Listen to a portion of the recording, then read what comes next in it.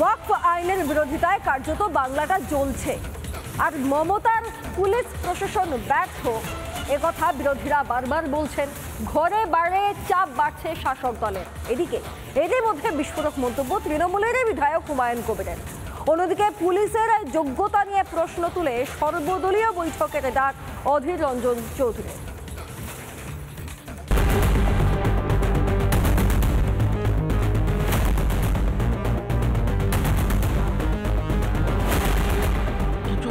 আর 163 লাগু করে দিলাম, মাইকে ডিক্লেয়ার করে দিলাম, আর নেট বন্ধ করে দিলাম, যে সমস্যার সমাধান কিন্তু হচ্ছে না। ভয়ঙ্কর পরিস্থিতি দিকে যাচ্ছে বাংলাদেশের সঙ্গে সীমান্ত আমাদের, সেই এলাকায় উত্তেজনা বাড়া মানে আমাদের কারোর জন্য ভালো নয়।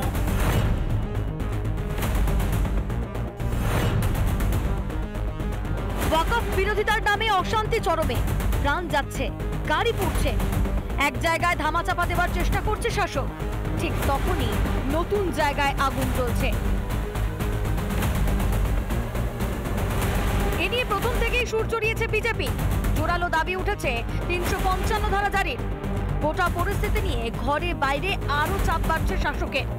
মমতার প্রশাসন যে পরিস্থিতি সামলাতে পুরোপুরি ব্যর্থ তা বুঝিয়ে দিয়েছেন তৃণমূলেরই বিধায়ক হুমায়ুন কবির। নেট বন্ধ করে দিয়ে কিন্তু কোনো সমাধান নেই, বা সাধারণ মানুষের যে ক্ষোভ সেটা প্রশমিত হবে না, আরো ক্ষোভের সঞ্চার হচ্ছে, আরো বেশি ক্ষোভ বাড়ছে। অগ্নিগর্ভ ধুলিয়ান সুতি, মরছে মানুষ, দেখছে পুলিশ। অবস্থা এমন যে কোন পথে নিয়ন্ত্রণ সে বিষয়ে প্রশাসনকে জ্ঞান দিতে হচ্ছে তৃণমূলের নেতাকে। যেসব যানবাহন ব্যবহার করছে সেখানে রুকুক না, সেখানে তাদের কাটকাক, সেখানে তাদের ব্যারিকেড করে রিটার্ন পাঠাক, তাহলে তো এইভাবে লোকটা জমায়েত হতে পারবে। ঘরের হুমায়ুন বিস্ফোরক। একই দিনে পুলিশকে নিশানা কংগ্রেসের অধীর চৌধুরীরও। তিনি দাবি জানিয়েছেন সর্বদল বৈঠকে। পশ্চিমবঙ্গের পুলিশকে আমার প্রশ্ন, যে মশা মারতে কেন কামান দেখা হচ্ছে? সাধারণ কতগুলো উত্তেজনা, সেই উত্তেজনাকে থামানোর জন্য পুলিশ নিজেকে যথেষ্ট মনে করতে পারছে না কেন? পশ্চিমবঙ্গের প্রশাসনকে বলবো এখনই সর্বদলীয় বৈঠক ডাকা হোক। বিরোধীরা তো নিন্দায় সরব ছিলই, এবার তৃণমূলের ঘর থেকে উঠছে সমালোচনার ঝড়। আরো প্রকট হচ্ছে মমতার পুলিশ প্রশাসনের অপদার্থতা। এতে 26-এর ভোটের আগে রীতিমতো চাপ বাড়ছে শাসকের। রিপাবলিক বাংলা। ফের একবার নোংরা খেলা পাকিস্তানের। যদিও ভারতীয় বীর জওয়ানদের লড়াইয়ের সামনে খেল খতম পড়শি দেশের। বড়সড় সাফল্য যৌথ বাহিনীর উপত্যকায় জঙ্গি অনুপ্রবেশ রুখে দিয়ে 3 জঙ্গিকে নিকেশ ভারতীয় জওয়ানের। সীমান্তে পাকিস্তানের উস্কানি, সংঘর্ষ বিরতি লঙ্ঘন করে এলো পাথরে গুলি। তার আড়ালে কাপুরুষের মতো জঙ্গিদের লেলিয়ে দিয়ে কাশ্মীর উপত্যকাকে অশান্ত করার চেষ্টা। তবে কাজে এলো না পুরনো সেই ছক।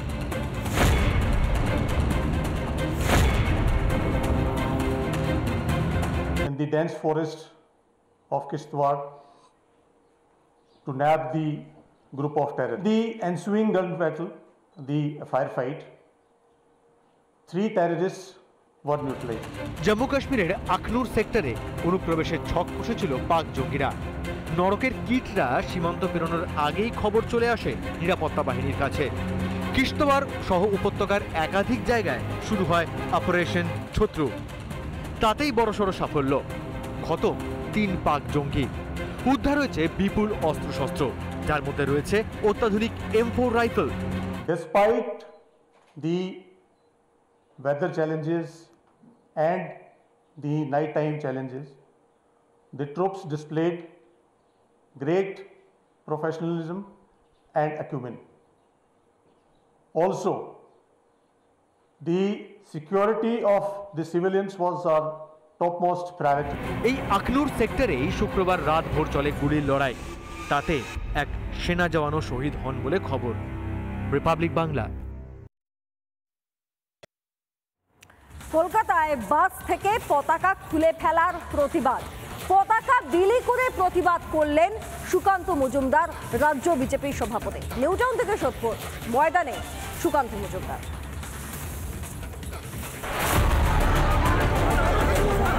ওয়াকফ নিয়ে অগ্নিগর্ভ পরিস্থিতি, তারই মধ্যে কলকাতায় বাস থেকে জোর করে পতাকা খোলার অভিযোগ। শুভেন্দুর অভিযোগে আরো গরম হয়ে ওঠে রাজনীতির হাওয়া। প্রতিবাদে পতাকা বিলি কর্মসূচি ঘোষণা করেন সুকান্ত মজুমদার। আমি নিজে কলকাতার রাস্তায় কালকে নামবো এবং গেরুয়া পতাকা বিলি করব সনাতনী হিন্দুদেরকে, কারণ হিন্দুদের এই অসম্মান মেনে নেওয়া যায় না। যেমন কথা তেমন কাজ। শনিবার নিউ টাউন থেকে সোদপুর প্রতিবাদ কর্মসূচি সুকান্ত মজুমদারের। শনিবার ছিল হনুমান জয়ন্তী। এদিন প্রথমে নিজের বাসভবনে পতাকা তোলেন বিজেপির রাজ্য সভাপতি, তারপর মিষ্টি বিলি।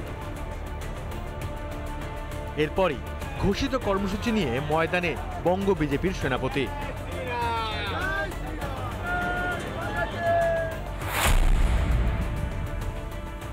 মমতা বন্দ্যোপাধ্যায় পশ্চিমবঙ্গকে বাংলাদেশের মতো তৈরি করে ফেলেছেন কিছু কিছু অংশে, মুর্শিদাবাদ, মালদায়। এখন এটাকে যদি আমাদেরকে ঠিক করতে হয়, অবশ্যই আউট অফ দ্য ওয়ে গিয়ে কিছু করতে হবে। ওয়াকফ নিয়ে রাজ্য রাজনীতির হাওয়া গরম, তারই মধ্যে কলকাতার রাস্তায় পতাকা খোলার অভিযোগ। কথা মতো প্রতিবাদে পদ্ম, যা ইঙ্গিত দিচ্ছে 26-এর আগে তৃণমূলকে এক ছটাকও জমি ছাড়বে না বিজেপি। রিপাবলিক বাংলা। নানা ধরনের কন্টেন্ট দেখার জন্য লাইক করুন, শেয়ার করুন আমাদের ফেসবুক পেজ, সাবস্ক্রাইব করুন আমাদের ইউটিউব চ্যানেল। পাশাপাশি অন্যান্য ব্রেকিং নিউজের জন্য অবশ্যই চোখ রাখুন রিপাবলিক বাংলায়।